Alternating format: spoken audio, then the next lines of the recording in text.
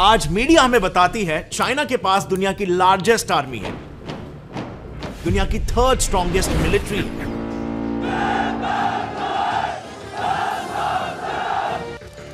उनकी सेना के पास high tech arsenal, aircraft, battleships, you name it, China के पास सब कुछ है। बट व्हाट इफ मैं कहूं ये सब एक्चुअली में फेक है। बेसिकली चाइना ने जो दुनिया के सामने अपनी बिगर, बोल्डर और स्ट्रॉन्गर इमेज बना के रखी है ना, वो सब कुछ एक दिखावा है। असलियत जानते हो? चाइना के पास हाईटेक वेपन जरूर है, पर इनके मिसाइल्स में फ्यूल की जगह पर पानी भरा हुआ है। Instead of rocket fuel, they're filled with water. China third strongest army तो जरूर है, पर इसी स्ट्रॉन्गेस्ट आर्मी के सोल्जर्स जंग के मैदान छोड़कर भाग जाते हैं। Said Chinese peacekeepers had abandoned their posts in South Sudan in July instead of protecting civilians after coming under attack. मैदान छोड़कर भागना तो छोड़ो, इनके सोल्जर्स जंग में पहुंचने से पहले ही बच्चों की तरह रोने लगते हैं। यस, ये वीडियो देखो। जून 2020 का ये वीडियो है जब चाइनीज सोल्जर्स इंडिया के खिलाफ गलवान वैली क्लैशेस के लिए लड़ने जा रहे थे, और आप लिटरली देख सकते हो उनके सोल्जर्स डर के मारे रो रहे हैं क्योंकि वो इंडियन आर्मी से लड़ने जा रहे हैं। प्लस करप्शन तो यहां पर अलग ही लेवल पर है। अब हर ऑर्गेनाइजेशन में करप्शन जरूर होता है, लेकिन चाइना में यह इस लेवल तक बढ़ चुका है कि चाइनीज गवर्नमेंट की खुद की माउथ पीस यानी कि न्यूज आउटलेट SCMP ने हाल ही में चाइना का एक डार्क सीक्रेट रिवील किया। उन्होंने अपने न्यूज आर्टिकल में यह एक्सपोज किया कि चाइनीज ऑफिसर्स प्रमोशन के लिए अपने बॉसेस को अपनी खुद की बेटियां तक ऑफर कर रहे हैं। And now this is crossing every border of inhumanity. अब ये इंफॉर्मेशन, जैसे मैंने कहा, खुद चाइनीज गवर्नमेंट की माउथपीस न्यूज आउटलेट SCMP ने ही रिवील किया है। सो 100 बात की एक बात, चाइना अपनी जो इमेज दुनिया के सामने पेश कर रहा है, सच्चाई शायद उससे कोसों दूर है। हम 1962 में इंडो चाइना वॉर जरूर हारे थे, लेकिन आज उसी चाइनीज आर्मी की रियलिटी दिखाने वाली कुछ और है और असल में कुछ और है, जिसे हम आज डिटेल में फैक्ट्स के साथ समझेंगे। हम ये भी समझेंगे कि क्यों चाइना जैसी कम्युनिस्ट रेजिम को अपने ये मसल्स को फ्लेक्स करने की जरूरत हमेशा पड़ती है। Because as you know, communist regimes mostly अपने मिलिट्री स्ट्रेंथ पर बहुत ज्यादा फोकस करती है। सो आखिर इसके पीछे वजह क्या है? वेल, चलिए समझते हैं। सो आज चाइना के पास 500 से भी ज्यादा IRBMs, 350 से भी ज्यादा ICBMs है, जो कि USA से भी ज्यादा है, और चाइना जब चाहे तभी उन्हें फायर कर सकता है। Right? Well, right, but fire करने पर ये मिसाइल्स फायर भी होंगे क्या? क्योंकि इनमें मोस्ट ऑफ द मिसाइल्स तो फेक है, और मैं जरा भी मजाक में या एग्जैजरेट करके नहीं बोल रहा हूं। 24 जनवरी 2024 को ब्लूमबर्ग में पब्लिश्ड US इंटेल ने इस बात को रिवील किया कि ज्यादातर चाइनीज मिसाइल्स तो पानी से भरे हुए हैं, और वेस्टर्न चाइना में तो ऐसे कई सारे मिसाइल सिलोज है जो भी नॉन फंक्शनली है। मिसाइल सिलोज बेसिकली मिसाइल्स को लॉन्च करने के लिए यूज की जाती है, लेकिन वहां के ये मिसाइल सिलोज काम ही नहीं करते। बेसिकली US की उस रिपोर्ट का कहना था कि काफी सारे चाइनीज मिसाइल्स सिर्फ एक शो पीस की तरह ही यूज किए जा रहे हैं। वेल, चलो इसे एक इंसिडेंट से समझते हैं। सो हाल ही में पाकिस्तान ने रिपोर्ट किया कि उनके बैटल टैंक्स, आर्टिलरी और एयर डिफेंस जैसे कई मिलिट्री इक्विपमेंट्स में अचानक से सर्विस और परफॉर्मेंस प्रॉब्लम्स आने लग गए, यानी कि ये सारे वेपन्स ठीक से काम नहीं कर रहे। फिर 2002 में म्यांमार वॉर में बर्मीज आर्मी अपने ओपोनेंट के अगेंस्ट JF-17 एयरक्राफ्ट्स को यूज कर रही थी, बट अचानक से बर्मीज आर्मी ने पूरे 11 एयरक्राफ्ट्स को लड़ाई के लिए अनफिट डिक्लेयर कर दिया, और वजह भी यहां पर सिमिलर थी। ये भी स्ट्रक्चरल और इंजन फॉल्ट्स की वजह से काम नहीं कर पा रहे थे। इसके अलावा आप देखोगे दुनिया के बाकी कई देश जैसे अर्जेंटीना, नाइजीरिया और बांग्लादेश के वेपन्स में भी सेम प्रॉब्लम्स आ रहे। बट इन सभी इंसिडेंट में से कॉमन फैक्टर क्या है पता है? ये सभी के सभी वेपन्स मेड इन चाइना है, जिसे चाइना ने खुद अपने इनोवेशन से, अपने इंजीनियरिंग से नहीं बनाया, बल्कि दूसरे कंट्रीज की नकल की। ये देखो US मिलिट्री का F-35B एयरक्राफ्ट, और अब ये है चाइनीज मिलिट्री का शेनयांग J-31 एयरक्राफ्ट। इन दोनों के नाम और कलर के अलावा ये दोनों एयरक्राफ्ट पूरी तरह से सेम है। सेम कॉपी पेस्टिंग आपको रशिया के सुखोई Su-33 और चाइना के शेनयांग J-15 में भी दिखाई देगी। और सिर्फ फाइटर एयरक्राफ्ट ही नहीं, बल्कि transport aircraft, unmanned combat air vehicles, combat helicopters, tanks, trucks, rocket launchers, you name it, China has copied it all.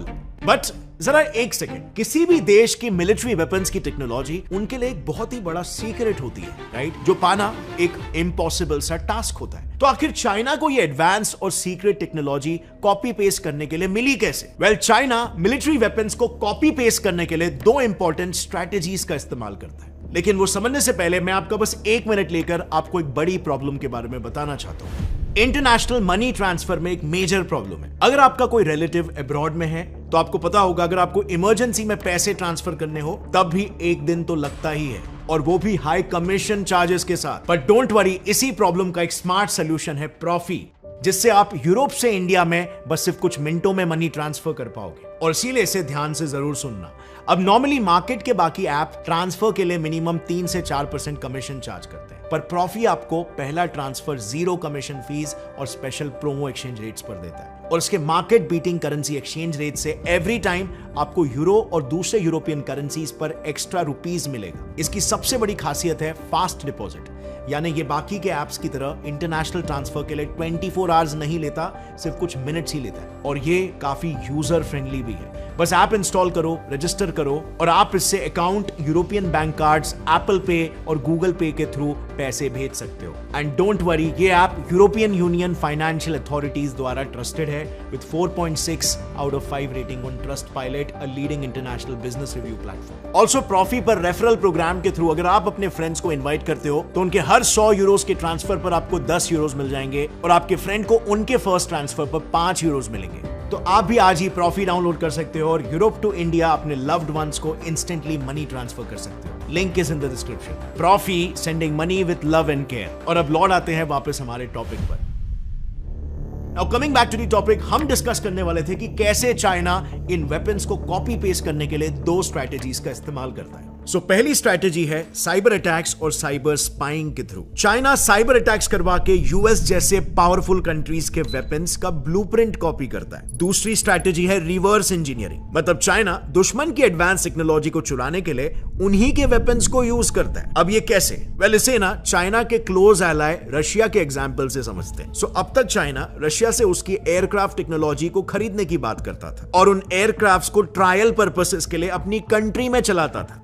बिल्कुल वैसे ही जैसे आप एक नई कार खरीदने से पहले उसकी टेस्ट ड्राइव मारते हो। लेकिन आपके केस में तो आप सिर्फ वो कार टेस्ट ड्राइव करके रिटर्न कर देते हो, right? But not at all in the case of China, क्योंकि टेस्ट ड्राइव के बाद ही तो चाइना का असली काम शुरू होता है। एयरक्राफ्ट को खोलना, टेक्नोलॉजी को कॉपी पेस्ट करके चुराना और एयरक्राफ्ट को वापस पहले जैसा जोड़कर फिर रशिया से कह देना कि हमें आपका ये एयरक्राफ्ट नहीं चाहिए, थैंक यू सो मच, और एयरक्राफ्ट की deal cancel. It's hard to believe कि वेपन टेक्नोलॉजी को चुराने के लिए चाइना इतनी चीप ट्रिक्स यूज कर रहा है। बट यही पैटर्न इतनी बार रिपीट हो चुका है कि रशिया ने अब ट्रायल बेसिस पर चाइना को अपनी एडवांस टेक्नोलॉजी देना ही बंद कर दिया है। लेकिन अब तक तो चाइना ने जितना कॉपी कर सकता था वो ऑलरेडी कर लिया है। इनफैक्ट उस टेक्नोलॉजी से वो वेपन्स बनाकर अब एक्सपोर्ट करना भी शुरू कर चुका है। और वो अलग बात है कि इन चाइनीज वेपन्स को कोई खरीदना ही नहीं चाहता। एक रिसर्च के मुताबिक चाइना ने 2013 से लेकर 17 तक जितना एक्सपोर्ट किया था, अब रिसेंट सालों में उस नंबर में पूरे 23% की गिरावट आई है। यानी कि अब दुनिया भर के देश ये कॉपी चाइनीज हथियार खरीदना ही नहीं चाहते, क्योंकि वो वैसे काम ही नहीं करते जैसे दूसरी कंट्रीज की ओरिजिनल टेक्नोलॉजी। और इसका बेस्ट एग्जांपल है पाकिस्तान बालाकोट एयर स्ट्राइक। सो एक काफी फनी स्टोरी है। 26 फरवरी 2019 को इंडिया के एयर स्ट्राइक करने से कुछ 3.5 घंटे पहले पाकिस्तानी डिफेंस ने अपनी जनता के लिए एक ट्वीट जाहिर किया था, sleep tight because Pakistani air force is awake. अब इस बोल्ड ट्वीट की वजह थी चाइना और उससे हाल ही में खरीदा हुआ नया एयर डिफेंस सिस्टम।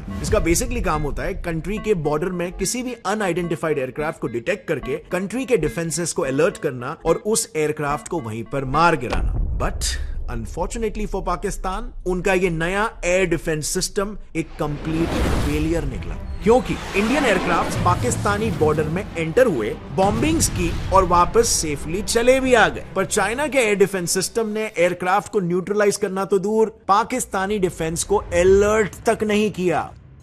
इन सभी एग्जाम्पल से एक बात तो क्लियर है कि made in China weapons practically war ready तो नहीं है। Just like their soldiers. Yes, Chinese soldiers भी तादाद में कितने ही क्यों ना हो, लेकिन बिल्कुल भी वॉर रेडी नहीं है। इस वीडियो को देखो, ये वीडियो है जून 2020 का, जब चाइनीज सोल्जर्स इंडिया के खिलाफ गलवान वैली क्लैशेस के लिए लड़ने जा रहे थे। और आप लिटरली देख सकते हो उनके सोल्जर्स डर के मारे रो रहे हैं क्योंकि वो इंडियन आर्मी से लड़ने जा रहे हैं।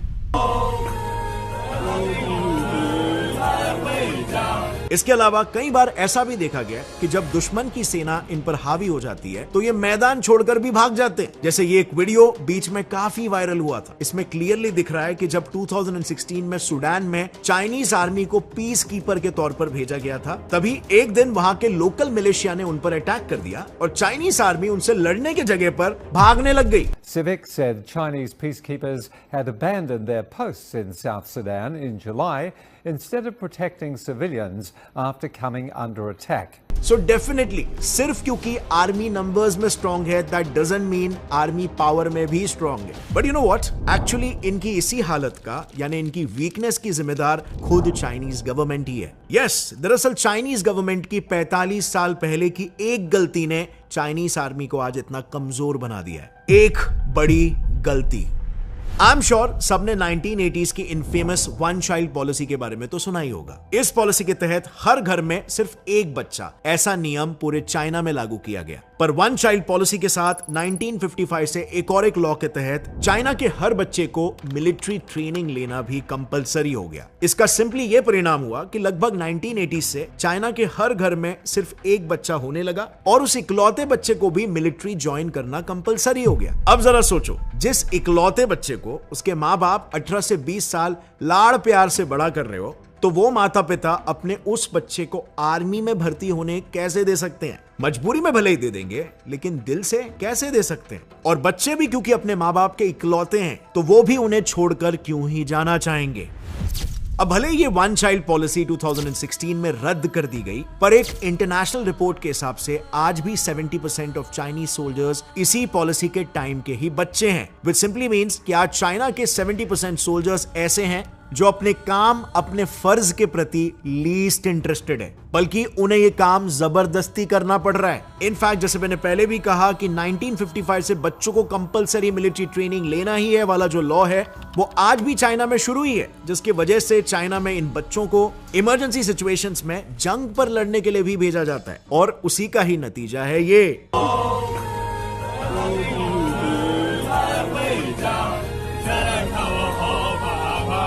आर्मी में भर्ती होना, एक सैनिक बनना, यह कोई मामूली इंसान का काम नहीं है। इसके लिए तो जज्बा और देश के प्रति मर मिटने वाला भाव चाहिए होता है। इसे ऐसे जोर जबरदस्ती से कैसे करवाया जा सकता है? लेकिन चाइना में इसके खिलाफ बस ना बोल के दिखाओ, ऐसे लोगों से वो अलग तरीके से निपटते हैं। अगर ये बच्चे इमरजेंसी के वक्त सोल्जर बनने से इनकार करते हैं, तो उन्हें पब्लिकली शर्मिंदा करने के लिए उनकी फोटो डायरेक्टली टीवी पर ब्रॉडकास्ट कर दी जाती है, टू पब्लिकली ह्यूमिलिएट देम। और एक और एक इंपॉर्टेंट बात, चाइना में इन सोल्जर्स के लिए कानून भी काफी विचित्र है। जबरदस्ती ज्वाइन करवाने के बाद, यानी जिस दिन ये सोल्जर्स मिलिट्री ज्वाइन करते हैं, उसी दिन से उन पर कई सारे रिस्ट्रिक्शंस भी लग जाते हैं। जैसे सबसे पहले तो उनका अपने पोस्टिंग से बाहर जाना ही बंद हो जाता है, दूसरा वेकेशन पर घूमना बंद, और तीसरा फॉरेन भी जाना बंद। मतलब इनके लिए मिलिट्री में ज्वाइन होना यानी एक पंछी का पिंजरे में बंद हो जाना, क्योंकि आर्मी ज्वाइन करने के बाद इनकी लाइफ में फ्रीडम बिल्कुल जीरो हो जाता है। प्लस इनकी ट्रेनिंग भी काफी वीक होती है। Prominent think tank the Rand organization ने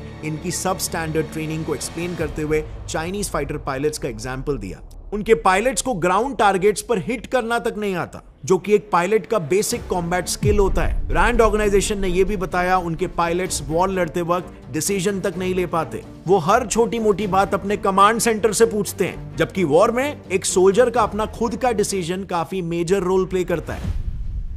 अब अगर इस पूरी पिक्चर को ध्यान से देखें, तो आज चाइनीज मिलिट्री एक बड़ा क्राइसिस फेस कर रही है, और इसी क्राइसिस की वजह से आज चाइनीज आर्मी वीक होते जा रही है। पहले वन चाइल्ड पॉलिसी से मिलिट्री में ज्वाइन होने का इंटरेस्ट कम हुआ, देन गवर्नमेंट के प्रेशर से सोल्जर्स का फ्रीडम चला गया, देन प्रॉपर ट्रेनिंग ना मिलने के कारण सोल्जर्स ट्रेन नहीं हो रहे, और फाइनली इसी कम एक्सपीरियंस की वजह से वो अपनी पोस्ट भी नहीं बढ़ा पा रहे। तो अब ऐसे में इन अनस्किल्ड सोल्जर्स को अपनी रैंक बढ़ाने के लिए, अपनी इनकम बढ़ाने के लिए एक ही शॉर्टकट नजर आता है, करप्शन। और इसीलिए चाइनीज आर्मी में करप्शन इस लेवल तक बढ़ चुका है कि अगर हम सिर्फ 2023 की द न्यूयॉर्क टाइम्स की रिपोर्ट को देखें तो चाइनीज आर्मी के अंडर पूरे 1.28 मिलियन करप्शन केसेस है। द न्यूयॉर्क टाइम्स ने यह रिपोर्ट किया कि चाइनीज आर्मी में प्रमोशन के लिए अपने सुपीरियर्स को घूस देना काफी आम बात है, लेकिन द वियर्डेस्ट थिंग इज कि देखो, घूस में गाड़ी, बंगला, पैसा, महंगी शराब, यह सब तो भी आम बात है, लेकिन आप मुझे बताओ, क्या कोई पिता सिर्फ प्रमोशन के लिए अपनी खुद की बेटी को बेच सकता है क्या? बट अनफॉर्चुनेटली चाइना में प्रमोशंस के लिए यह सब कुछ भी हो रहा है, और यह बात खुद चाइना के पॉलिटिकल कमिश्नर लियू याजाओ ने खुद ही रिवील की थी। लियू ने एक न्यूज आर्टिकल में अपने एक सीनियर आर्मी ऑफिसर गु जुनशान की कहानी बताई, जो अपने प्रमोशन के लिए उनके वाइस चेयरमैन जू को अक्सर female waitresses, singers, even actresses को घूस के तौर पर गिफ्ट किया करता था, ताकि चेयरमैन जू उन लड़कियों को अपने सेक्सुअल प्लेजर के लिए यूज कर सके। बट एक बार तो गू ने सिर्फ एक प्रमोशन के लिए अपनी खुद की बेटी को तक चेयरमैन जू के पास भेज दिया था। This is so sad. और इसीलिए अगर आप ओवरऑल देखोगे तो इन ब्राइबरी केसेस की वजह से चाइना की पूरी रियल एस्टेट मार्केट में सबसे बड़ी होल्डिंग, यानी सबसे ज्यादा घर People's Liberation Army PLA officers के पास ही है। यानी कि चाइनीज आर्मी ऑफिसर्स की पावर और वेल्थ धीरे धीरे बढ़ती ही जा रही है। And all this is very much possible in China, क्योंकि चाइना से कोई न्यूज बाहर भी तो नहीं आती। और इसीलिए इस वीडियो में भी रिसर्च करते वक्त हमें अपनी नानी याद आ गई, क्योंकि एक एक डेटा मिलने में बहुत ज्यादा ढूंढना पड़ रहा था। शुरू से ही PLA फेमस है डेटा को मैनिपुलेट करने के लिए और दुनिया के सामने सिर्फ और सिर्फ अपने देश की अच्छाई को प्रेजेंट करने के लिए। और आप ये पैटर्न मोस्टली हर एक कम्युनिस्ट, सोशलिस्ट या फिर डिक्टेटोरियल रेजिम में देखोगे। हमेशा कंट्री के विद इन अपनी लीडर की वाहवाही करने के लिए बहुत ज्यादा प्रोपोगेंडा फैलाया जाता है, चाहे वो किम जोंग उन का केस हो, सद्दाम हुसैन का केस रहा हो, या फिर इवन हिटलर या मुसोलिनी।